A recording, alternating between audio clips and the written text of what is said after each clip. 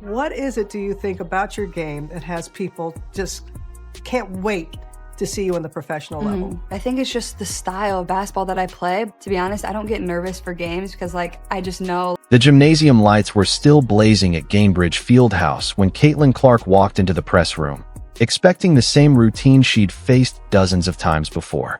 Reporters with their notebooks, cameras ready to click, questions about shooting percentages and defensive schemes. She had no idea that within the next 15 minutes, one voice in that room would say something so unexpected that she would freeze completely, something that hasn't happened to her on a basketball court in years. What was said that night? And why are people still talking about it weeks later? Stick around, because this story is one you don't want to miss a second of. It had been a massive night for the Indiana Fever. They had just taken down the Las Vegas Aces 94-87 in a game that mattered for their playoff hopes. And Clark was the reason why. 38 minutes on the floor, 28 points, 11 made shots out of 18 attempts, 6 three-pointers, 12 assists, 5 rebounds, and only 2 turnovers the entire game. Numbers like that don't just win games, they turn heads. This was being called her most complete performance as a professional, and with only a handful of games left in the regular season, this win pushed Indiana firmly into playoff position. So naturally, the press room was packed. Reporters were scribbling notes, photographers were adjusting their lenses, and Clark sat down at the podium with the same calm confidence she always carries. The first few questions were exactly what you'd expect.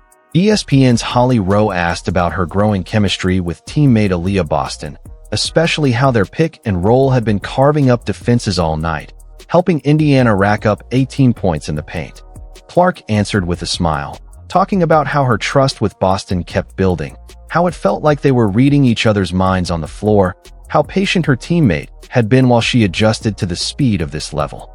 Everything felt normal, routine even, until Clark glanced toward the front row and noticed something strange. Stephen A. Smith was sitting there, and he hadn't said a single word the entire 15 minutes. If you know anything about Stephen A. Smith, you know that's not normal. This is a man who built his entire career on being loud, opinionated, impossible to ignore. Silence isn't really in his vocabulary. So when Clark noticed him just sitting there, she called him out with a smile, inviting him to speak. What came next changed the entire mood of the room. Smith rose slowly from his chair. Gone was the theatrical energy, the booming voice you hear on television every single day. His face looked heavier, more thoughtful than anyone in that room had ever seen. And when he started talking, the whole energy shifted. This wasn't going to be a normal post-game exchange anymore. He told Clark that he'd spent over 3 decades in this business. He had sat across from legends in every major sport. He had watched dynasties rise and crumble. He had interviewed Hall of Famers and players nobody remembers today. He'd seen veterans flame out and rookies shock the world. But something about this season, something about watching Clark specifically, had made him stop and reconsider things he thought he already understood. The room went completely silent. Reporters mid-sentence stopped typing. Camera operators leaned in closer. Even the Fever's own media staff, who were getting ready to wrap the session, froze in place at the back of the room. Something big was happening, and everyone could feel it. Smith kept going. He explained that his entire reputation was built on brutal honesty, even when it hurt. That's simply who he is. He doesn't apologize for holding athletes to a high standard. But watching how Clark had carried herself through this season, through the pressure, the expectations, the jump from college basketball straight into professional scrutiny, it had forced him to look inward. He paused, rubbed his face, clearly wrestling with something personal. Then he said it. There was something he should have said a long time ago, and he owed her an apology. His question wasn't really a question at all. It was a confession. He asked her how she managed to stay graceful and professional despite unfair treatment from people like him. He admitted he had been too critical, too quick to judge, and honestly, just wrong at times. He told the entire room, including her, that she had proven so many doubters incorrect, and that she deserved far better than some of the things that had been said about her, especially by him. For a moment, nobody in that room breathed. And Caitlin Clark, the same competitor who had stared down hostile crowds at Michigan State, who had handled the brightest spotlight of her life at the Final Four, who had answered every tough question about being the most talked about rookie in league history without blinking, sat there completely speechless. Her mouth opened slightly, then closed. Her hands, which had been moving confidently just moments before, went still on the podium. Finally, in a quiet, shaky voice, all she could manage was one word: wow. The composure that had carried her through every difficult moment of her career seemed to slip away, just for a second. She admitted she genuinely didn't know how to respond. The silence stretched on. Everyone understood they were watching something rare, something that wasn't scripted or planned the way media appearances usually are. Down the hallway, two of her teammates who were heading toward the team bus stopped walking and turned back, sensing something important was unfolding. Clark eventually found her voice again, though it was clear she was still processing the moment. She told Smith that his words meant more than he probably realized, because yes, it had been hard. The nonstop comparisons to her college stats, the criticism questioning whether she was truly ready, whether all the hype surrounding her was justified, whether she could really make the leap from college ball to the pros. She took a breath and steadied herself before adding something that surprised the room even more. All of that criticism had actually pushed her. It made her train harder, study more film, and prove not just to everyone watching but to herself that she belonged here, that she could be the player and teammate this league needed, and that the people who believed in her from the start were right to do so. Hearing someone finally acknowledge that some of the early criticism wasn't fair, she said, meant more than words could really capture. But Smith wasn't finished. He gave a small nod, then reached into his jacket and pulled out what looked like handwritten notes, clearly something he had prepared ahead of time. He said there was more he needed to get off his chest, more things he had said on air that he now had to own up to. He began reading directly from his notes, his tone heavy with regret. Months earlier, he had claimed she was overhyped. He had suggested that the media, ESPN included, was manufacturing excitement around her just to boost ratings. He'd said she needed to earn her spotlight over a full season before anyone should take her seriously. He had even questioned whether she had the physical strength and speed to compete at the professional level, and suggested that college success didn't guarantee anything once you turned pro. He admitted there might have been a sliver of truth buried in some of those comments, but the way he delivered them completely disregarded everything she had already accomplished. By this point, more of her teammates had gathered near the back of the room, visibly moved by what they were witnessing unfold in front of the entire sports media landscape. Smith's voice grew stronger, more passionate. He started rattling off numbers. In her rookie season, Clark was averaging close to 20 points and over 8 assists a night. He compared that to other legendary rookie seasons, pointing out that even some of the greatest to ever play hadn't put up numbers quite like this in their first year. Statistically, he said, she was putting together one of the best rookie campaigns basketball has ever seen. But then he made it clear that stats alone weren't the full story. He talked about how she had brought more eyes to women's basketball than the sport had seen in decades.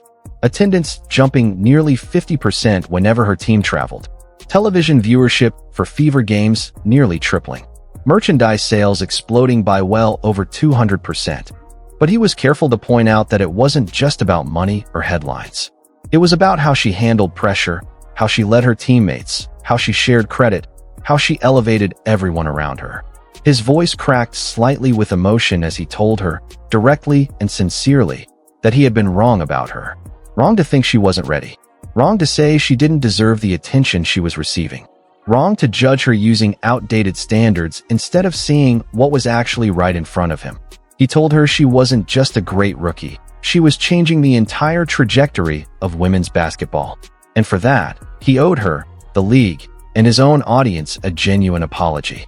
What happened in that room next was something even veteran reporters said they had never witnessed before. Cameras started flashing rapidly as photographers scrambled to capture every second of Clark's reaction. Journalists who had been quietly typing suddenly started recording video instead, realizing they were witnessing history in real time. One well-known ESPN reporter, someone who had covered countless emotional sports moments throughout her career, was visibly wiping away tears while still trying to take notes. Another respected NBA insider, usually known for staying detached and purely factual, pulled out his phone to start filming, understanding the weight of what was happening. Then, a former WNBA star sitting in as a guest analyst stood up and began clapping.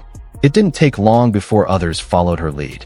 First it was the ESPN staff, then other reporters, then even a few Fever Team employees who had wandered in when word spread about what was happening.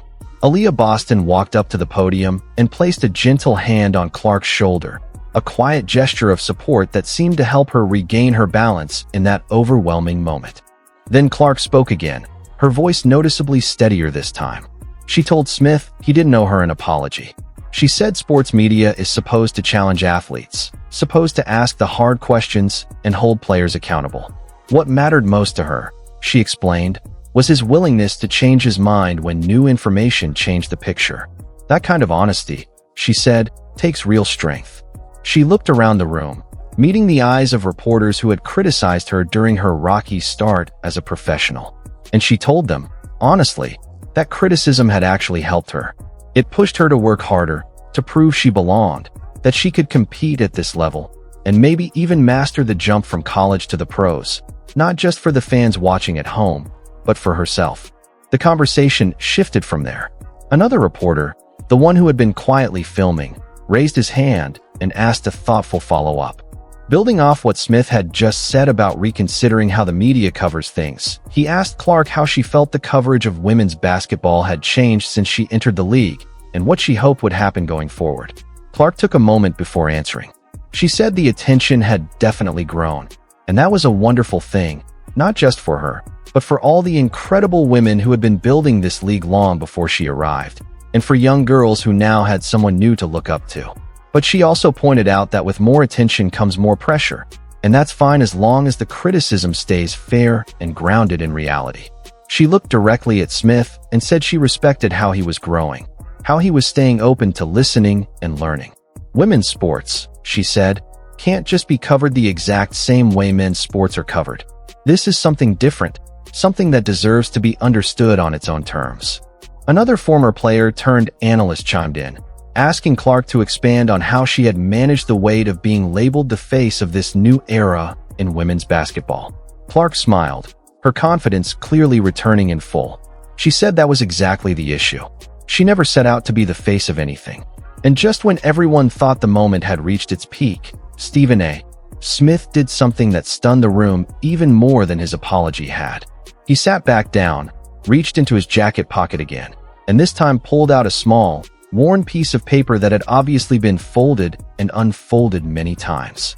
He told Clark that his daughter played on her middle school basketball team, and that she had been following Clark's journey closely since her junior year in college. She had written a letter, hoping that if her father ever got the chance to meet Clark in person, he would pass it along. He admitted he had been carrying it with him to games for a while now, just waiting for the right moment. Clark took the letter carefully, almost like she already sensed it was more than just a simple fan note. As she unfolded it and began reading silently, her expression shifted from curiosity to surprise to something much more emotional. Her eyes widened at certain lines, then softened. A warm smile spread across her face as she asked if she could read part of it out loud. Smith nodded.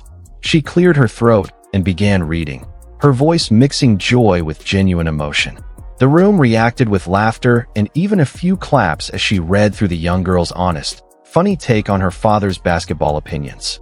Smith laughed along and admitted his daughter wasn't wrong about that part, turning what started as a tense, emotional press conference into something filled with warmth, humor, and real human connection. So here's the real question.